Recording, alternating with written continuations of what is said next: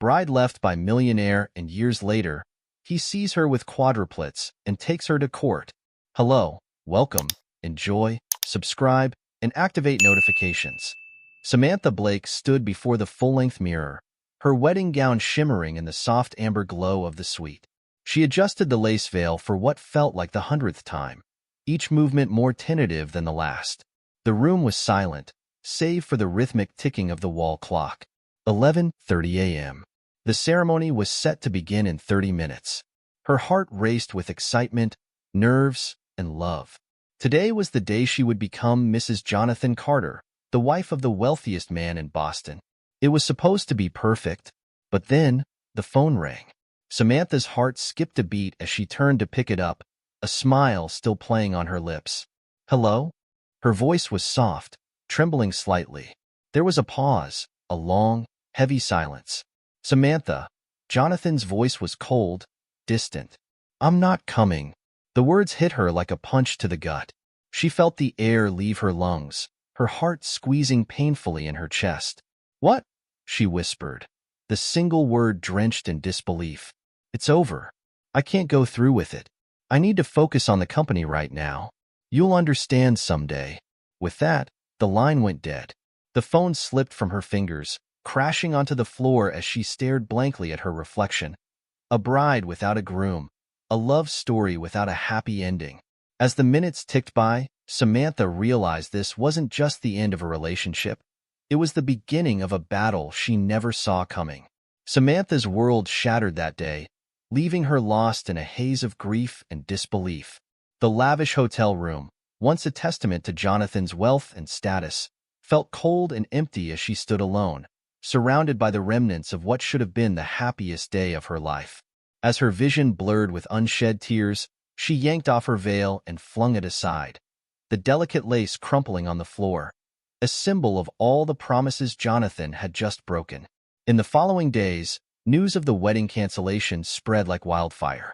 Headlines screamed of Jonathan Carter's last-minute decision, painting Samantha as the abandoned fiancée left to pick up the pieces. Paparazzi hounded her, flashing cameras capturing every moment of her heartbreak as she left the penthouse they once shared. But Samantha refused to crumble. With no job, no connections, and nowhere to go, she packed up her things and disappeared from the high society world she'd once been part of. She rented a small, run-down apartment on the outskirts of the city. It was a stark contrast to the luxury she was used to, but it was hers, free from Jonathan's shadow. One morning, about a month after the disastrous non-wedding, she sat in her tiny bathroom, staring down at a small plastic stick. Her hands trembled as she watched a second line slowly appear. Pregnant. Her heart dropped, and then the shock turned to something else. Panic. Confusion, hope. She couldn't call Jonathan. She wouldn't, after what he'd done, after how easily he had walked away without a backward glance. There was no way she'd let him back into her life. He didn't deserve to know. But as the days turned into weeks and the weeks into months, Samantha's small frame swelled with life. 4 lives, as it turned out, quadruplets. She could hardly believe it when the doctor told her, his voice tinged with awe. How am I going to do this? She whispered, cradling her belly as she sat in the darkened room of her tiny apartment one night. But she did. Samantha didn't just survive. She thrived for them. She worked 2 jobs, piecing together a life for herself and her children. Jack, James, Jake, and Jesse. 4 tiny miracles that filled her world with love and laughter. As the quadruplets grew, so did Samantha's resolve. Every milestone, every first word, every giggle, every step strengthened her belief that she'd made the right choice. Jonathan would never be part of their lives. He didn't deserve to be. The boys had Jonathan's piercing blue eyes and his sandy blonde hair. Strangers would stop her on the street and comment on how identical they looked, how striking their resemblance was. And every time, Samantha's heart would ache just a little. It was as if Jonathan was there in every smile, every mischievous glance. By the time the boys turned 3, Samantha had settled into a routine. She worked at a small marketing firm during the day, and in the evenings, she freelanced as a graphic designer, squeezing in the work after the boys went to bed. Money was tight, but she made it work. There was no other choice. But everything changed one sunny afternoon when Samantha took the boys to the park. They were playing on the swings, their laughter ringing through the air, when Samantha felt a prickle of awareness at the back of her neck. She turned, her breath catching in her throat. Standing just a few feet away, watching her boys with an expression she couldn't quite read, was Jonathan. The world seemed to narrow to just the two of them. He looked different, older, sharper. His suit was immaculate, his hair neatly combed back, but there was something in his eyes, something vulnerable and raw. "Samantha," he murmured, taking a hesitant step forward.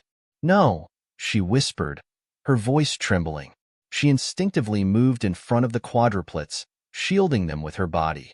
Jonathan's gaze shifted to the four boys, his face paling. "Are they?" He couldn't finish the question, but Samantha saw the moment the realization hit him. His mouth dropped open slightly, and for a second, he looked like a man completely lost. "They're not yours," Samantha lied, the words spilling out before she could stop them. But Jonathan wasn't fooled. She could see it in his eyes, the way they darted between her and the boys, taking in every detail, every familiar trait. He took another step closer, his hands clenched at his sides. "Samantha, I need to know," he pleaded, his voice low and urgent. "Are they mine?" She lifted her chin, fighting to keep her expression blank. "It doesn't matter, Jonathan. You made your choice years ago. We don't need you." And then she turned, calling out to the boys in a bright, shaky voice. "Come on, guys, it's time to go home." They ran to her, their little hands reaching up to grab hers. Jonathan stood frozen, his gaze following them as they walked away. And as Samantha glanced back over her shoulder, she saw something flicker in his eyes, determination. He wasn't going to let them go. 2 weeks later, Jonathan showed up again. This time, he wasn't alone. He'd brought a lawyer. Samantha's heart sank as she read the papers he thrust into her hands. "Custody? You can't be serious," she whispered, staring up at him in disbelief. "I am," he replied quietly. "Samantha, I made a mistake. I know that now. But those boys, they deserve to know who their father is. I deserve a chance to be part of their lives." Her hands shook as she crumpled the papers. "You don't get to walk back into my life after everything you've done, after abandoning us." "I never knew," he shot back, his voice breaking. "I never knew about them, Samantha, because you never gave me a chance to tell you," she shouted, the words spilling out before she could stop them. "You left, Jonathan. You left me with nothing. No money, no home, and 4 babies to raise alone." He flinched, but his expression hardened. "I'm not leaving again." The next few months were a blur of courtrooms and lawyers. Jonathan, true to his word, refused to back down. He showed up to every hearing, every meeting, fighting to prove he was serious about being in the boys' lives. And slowly, agonizingly, Samantha began to believe him. But trust wasn't something that could be rebuilt overnight. And as the tension between them simmered, Samantha couldn't help but wonder, was he really here for the boys, or was this just another one of his power plays? One evening, just as Samantha started to let her guard down, a tall, elegant woman stepped out of Jonathan's car, her hand resting possessively on his arm. Samantha's blood ran cold as she recognized her, Vivian, Jonathan's fiancée. But why was she here, smiling down at Samantha's children as if they were part of her perfect future? "Hello, Samantha," Vivian purred. "I hear we have some things to discuss." Samantha's heart pounded as Vivian's cool smile settled on her. She looked as flawless as ever, dressed in a designer coat, her hair immaculately styled, and that same aura of confidence radiating off her. It felt like stepping into a nightmare, one she had thought she'd escaped when Jonathan left her standing alone in that hotel room all those years ago. "What are you doing here?" Samantha asked, keeping her voice low so the boys, who were playing a few feet away, wouldn't hear. Vivian tilted her head, looking amused. "Isn't it obvious?" She glanced at Jonathan, her expression softening as she linked her arm with his. "We're going to be a family, Samantha." Samantha's stomach twisted. "What are you talking about?" "We're getting married," Vivian said, as if the words were perfectly reasonable, as if they didn't rip Samantha apart. And Jonathan and I want to make sure that these little ones are part of our lives. The implication hung heavy in the air. Our lives, our family. They're not yours, Samantha shot back, her voice trembling with barely suppressed rage. You have no right to. Actually, we do, Vivian interrupted, her voice silky smooth. Jonathan is their father, and as his wife, I'll be, well, I guess you could call me their stepmother. Samantha felt her world tilting. How could this be happening? She had thought that Jonathan's reappearance would be her biggest challenge, but now Vivian was here, twisting the knife deeper. You're not their mother, Samantha spat, struggling to keep her composure. You will never be their mother. Vivian's smile widened. No, I suppose not. But I'll be in their lives, whether you like it or not. Jonathan, who had remained silent until now, took a step forward, his gaze fixed on Samantha. We want to make this work, Samantha. For the boys. For the boys. The audacity of his words sent a rush of anger through her. She had spent the last 3 years struggling, scraping by to give her children the best life she could. And now Jonathan was trying to waltz back in with his fiancée, acting like he could just take over. You can't just come back and decide to play house with my sons, she hissed, her eyes blazing. Our sons, Jonathan corrected softly. And I'm not going anywhere. Samantha stared at him, hating the way her heart tightened at the look in his eyes. The same look he used to give her when they were younger, when he made promises that she had foolishly believed. Please, Samantha, he murmured. Let's talk about this. I want to be in their lives. She took a deep breath, willing herself to stay calm. You can be in their lives, she said, her voice low but firm. But on my terms, not hers. Vivian's smile faltered, a flash of anger darkening her eyes. That's not for you to decide. Samantha's gaze never left Jonathan's. Yes, it is. Because I'm the one who's been here. I'm the one who's raised them. I'm the one they call mommy when they're sick or scared. Vivian opened her mouth to retort, but Jonathan put a hand on her arm, silencing her. He looked back at Samantha, his expression conflicted. I just want a chance, he whispered. Please. Samantha swallowed hard, the anger warring with something softer, something painful. She didn't trust him. Not yet. But the boys deserved to know their father. And deep down, a part of her, a small, fragile part, wanted to believe that he had changed. I'll think about it, she said finally, her voice tight. But you don't get to make demands. Not after what you did. Jonathan nodded slowly, relief washing over his face. Thank you. Vivian, however, looked furious. You can't be serious, Jonathan. She's trying to control everything. That's enough, Vivian, he said sharply, his eyes flashing. This is between Samantha and me. Samantha watched as Vivian's face twisted with anger, but she turned on her heel, striding back toward the car without another word. Jonathan lingered for a moment, his gaze still on Samantha. I meant what I said, he murmured. I want to do right by them. And then he turned, following Vivian, leaving Samantha standing alone once again. Samantha couldn't sleep that night. Every time she closed her eyes, she saw Vivian's face, smirking, victorious as if she had already won. She knew what this was. It wasn't just about the boys. It was about control, power. Vivian wanted to put Samantha in her place, to remind her of who Jonathan really belonged to. But Samantha wouldn't let her.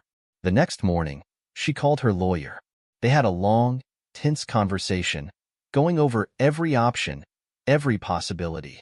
By the time they hung up, Samantha was exhausted, but her resolve had hardened. She would fight for her boys, whatever it took. The first custody hearing was set for 2 weeks later. Samantha arrived at the courthouse early, her heart pounding. Jonathan was already there, looking tense but determined. And beside him, like a shadow, was Vivian. The hearing was brutal. Vivian's lawyer painted Samantha as an unfit mother, bringing up every struggle she'd faced, every mistake she'd made. They talked about her low income, her tiny apartment, the fact that she had no family support.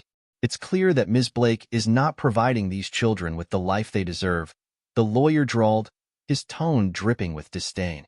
Mr. Carter, on the other hand, can offer them stability, security, and a loving home. Samantha clenched her fists under the table. How dare they? How dare they judge her for doing her best, for making sacrifices Jonathan had never even considered? But then her lawyer stood up, his voice calm and steady. Ms. Blake has raised these boys on her own for the last 3 years. She has been their sole caregiver, their source of love and comfort. And despite her circumstances, she has never once asked Mr. Carter for help. She has provided for them to the best of her ability, and they are happy, healthy, and deeply loved. Jonathan shifted uncomfortably, his gaze dropping to the table. Samantha's heart ached as she watched him, torn between wanting him to understand and wanting him to hurt as much as she had. The judge, a stern-looking woman in her 50s, listened to both sides before leaning forward, her gaze piercing. "Ms. Blake," she said, her tone measured, "I'm inclined to believe that you are a good mother. But I also believe that children deserve to know both their parents if it's in their best interest. Are you willing to work with Mr. Carter to create a shared custody arrangement?" Samantha swallowed hard, her eyes darting to Jonathan. His expression was open, almost pleading. He looked different, not like the cold, distant man who had left her, but like the Jonathan she used to know.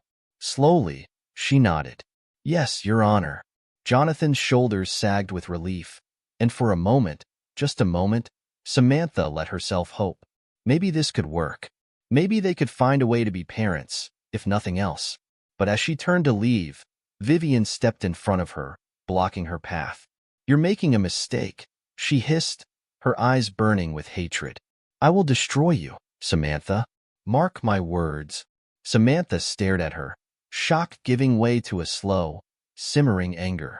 "You can try," she whispered, "but I won't let you take my boys."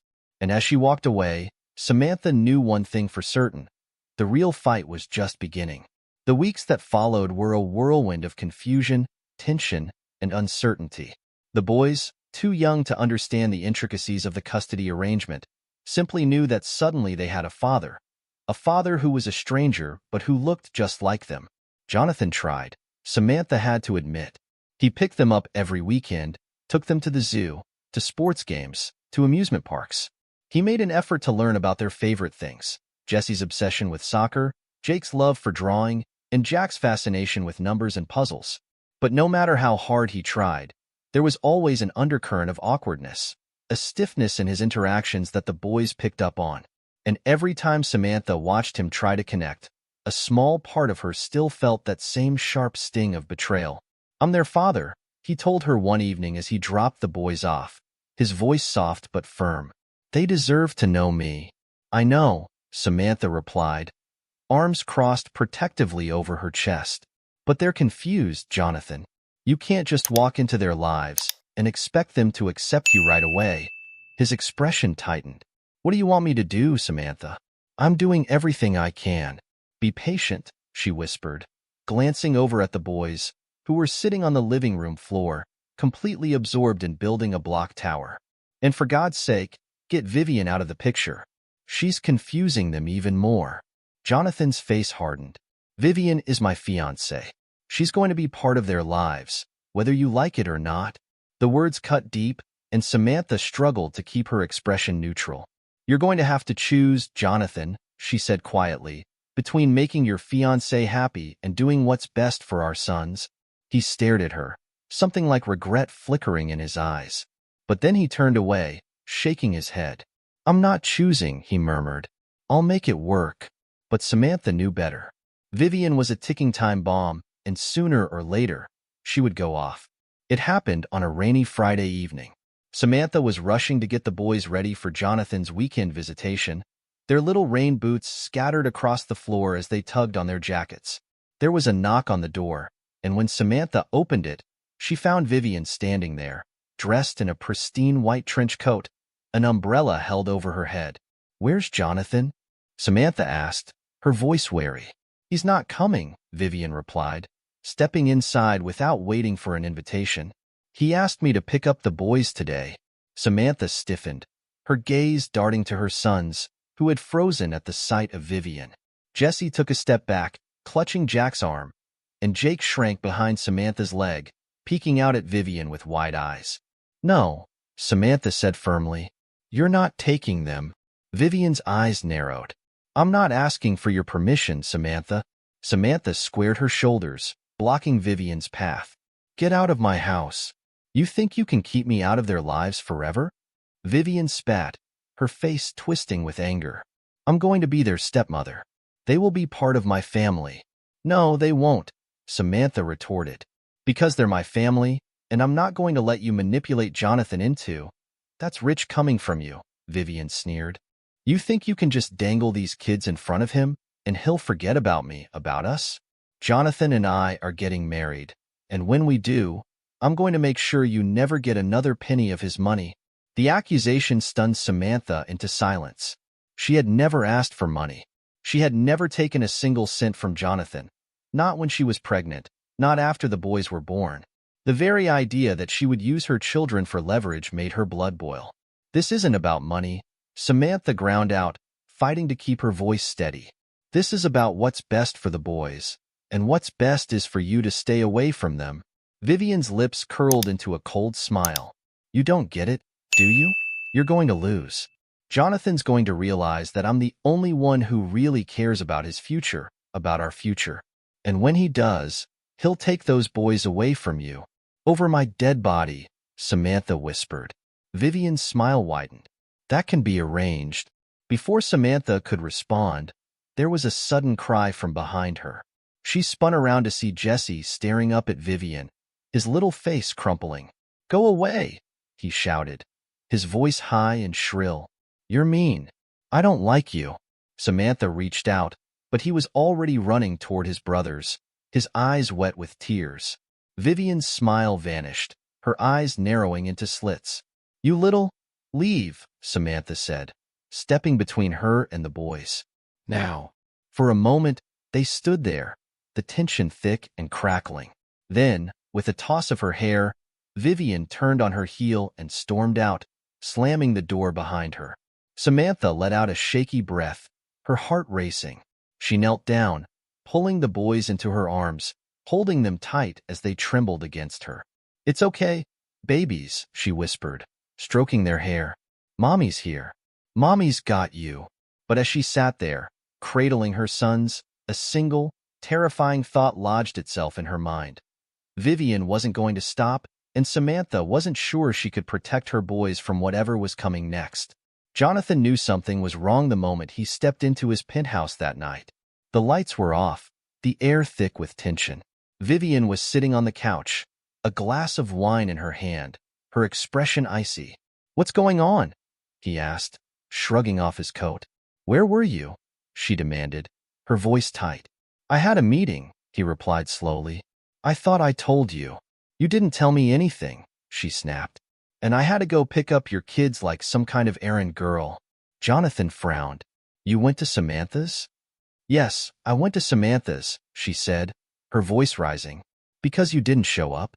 I had to stand there and listen to her tell me I'm not welcome in their life. I had to watch that little brat scream at me like I was some kind of monster. Vivian, calm down, Jonathan murmured, holding up his hands. They're just kids. They don't understand. They don't understand because you won't let me be part of their lives, she shouted, jumping to her feet. You let her push me out, Jonathan. You're letting her win. Win? He repeated, his voice incredulous. This isn't a game, Vivian. Those are my sons. And what am I? She hissed, her eyes blazing. Just a placeholder? Just someone to keep your bed warm until you decide you want to play daddy? Vivian, stop, he said sharply. This isn't about you. It's about them. No, Jonathan, she whispered, stepping closer, her gaze dark and dangerous. It's about us. And if you don't make a decision soon, you're going to lose me for good. He stared at her, his heart pounding. He loved Vivian. He did. But the boys, they were his flesh and blood. They were innocent in all of this, caught in a tug of war they didn't deserve. I can't walk away from them, he said softly. Not again. Vivian's face twisted with rage. She threw her glass at the wall, the shattering sound echoing through the empty penthouse. Fine, she spat. But don't come crying to me when she takes everything. And then she was gone, slamming the door behind her, leaving Jonathan standing alone in the dark. The custody battle raged on for months, wearing Samantha down little by little. Every time she walked into that courtroom, she braced herself for another attack, another attempt by Vivian's lawyer to paint her as an unfit mother. But no matter how hard they tried, Samantha stood her ground, refusing to be bullied or intimidated. Jonathan, torn between his love for his sons and his crumbling relationship with Vivian, tried to play peacemaker. He assured Samantha over and over that he wanted what was best for the boys, but his actions, showing up late for visitations, missing important milestones, told a different story. Then one day, everything changed. It was a sunny afternoon when Samantha received an unexpected call from her lawyer. Vivian had filed for full custody, not Jonathan Vivian. She was claiming that Samantha was emotionally unstable and that the boys would be better off living with Jonathan and her. The audacity of it left Samantha speechless. She can't do that, can she? Samantha whispered, clutching the phone. She's not even their mother. No, but she's trying to use her influence and wealth to sway the judge. Her lawyer replied grimly. We need to prepare for the worst. The next hearing was a blur. Samantha sat in stunned silence as Vivian's lawyer laid out their case, twisting every detail of Samantha's life into something ugly and dangerous. They argued that Samantha's refusal to let Vivian be part of the boys' lives was damaging, that she was poisoning them against their father and his new fiancé. Samantha's heart pounded as she listened, her gaze darting to Jonathan. He looked miserable, his eyes fixed on the floor. He didn't agree with any of it. She knew that. But he didn't speak up. He didn't defend her. He just sat there, letting Vivian tear her apart. And that was when Samantha realized something. Jonathan would never change. He was weak, too afraid of losing Vivian to do what was right. He would let her destroy Samantha if it meant keeping his relationship intact. But Samantha wasn't weak, and she wasn't going to let them take her sons. When it was her turn to speak, Samantha stood, her voice steady and clear. She talked about the boys, their personalities, their dreams, the way they laughed together every night before bed. She talked about the sacrifices she had made, the love and care she had given them, and the life she had built for them, all on her own. I'm not perfect, she said softly, looking directly at Jonathan. But I love my children more than anything, and I will fight for them until my last breath. The room fell silent. The judge watched her for a long moment before turning to Jonathan. Mr. Carter, do you support your fiancé's petition for full custody? She asked sharply. Jonathan's head snapped up, his eyes wide. What? He stammered. Do you believe that your fiancé should have more say over your children than their mother? The judge repeated, her voice firm. Jonathan looked between Vivian, who was glaring daggers at him, and Samantha, who stood tall and unbroken. Slowly, he shook his head. No, he whispered. I don't. Vivian's face twisted with fury. Jonathan, you can't. I'm sorry, Vivian, he said softly. But this is wrong. The judge nodded, her gaze returning to Samantha. I believe you, Miss Blake. Your children are lucky to have such a strong, dedicated mother. And just like that, the nightmare was over. Vivian stormed out of the courthouse that day, her plans shattered. She and Jonathan broke up soon after, their engagement crumbling under the weight of bitterness and resentment. Without Vivian's influence, Jonathan stepped back, agreeing to a much smaller custody arrangement, weekend visits, supervised at first until the boys were comfortable enough to spend more time with him. Samantha took it day by day, slowly learning to trust him again. Not as a partner, but as a father to their sons. He tried harder, made more of an effort, and as the months passed, the boys began to look forward to their weekends with him. But the scars ran deep. It would take time, years perhaps, for the wounds to fully heal. Samantha knew that, and she knew Jonathan would never truly be part of their family, not the way she and the boys were. But that was okay, because she had one. She had fought for her children and for herself, and she had come out stronger. One evening, as she tucked the boys into bed, Jack looked up at her, his blue eyes serious. Mommy, he whispered, is Daddy going to come back? Samantha's heart tightened. She knelt beside his bed, brushing a lock of hair away from his forehead. He's always going to be your daddy, sweetheart, she murmured. But he's not coming back to live with us, no? Jack nodded slowly, his little brow furrowing. "That's okay," he said finally. "'Cause we have you." Samantha smiled, her heart swelling with love. "Yes, you do," she whispered. "You always will." And as she turned off the light and slipped out of the room, she felt a sense of peace settle over her. The battle was over. The pain, the betrayal, it was all behind her now. She and her boys were finally free. Years passed. The boys grew up happy and healthy, thriving in the small but warm home Samantha had built for them. Jonathan remained a part of their lives, albeit a distant one, more of a visitor than a father figure. He had remarried eventually, but it was clear that Samantha and the boys were never far from his thoughts. Samantha, for her part, moved on. She focused on her career, her family, and the life she had created. She started her own business, a small marketing firm that quickly gained a reputation for its integrity and creativity. She dated a few men, but none of them ever filled the void Jonathan had left. But she was okay with that. One sunny afternoon, Samantha stood at the edge of a soccer field, watching Jesse sprint across the grass, his face lit up with excitement. Beside her, Jake and Jack cheered him on, their voices mingling with the roar of the crowd. For the first time in a long time, Samantha felt content, complete. She had fought, she had lost and won, broken and rebuilt herself. And in the end, she had found something even better than what she had lost: peace, strength, and a future filled with hope. As the boys ran toward her, their faces flushed with happiness, Samantha smiled, opening her arms wide. Because this love, this family, was all she had ever needed.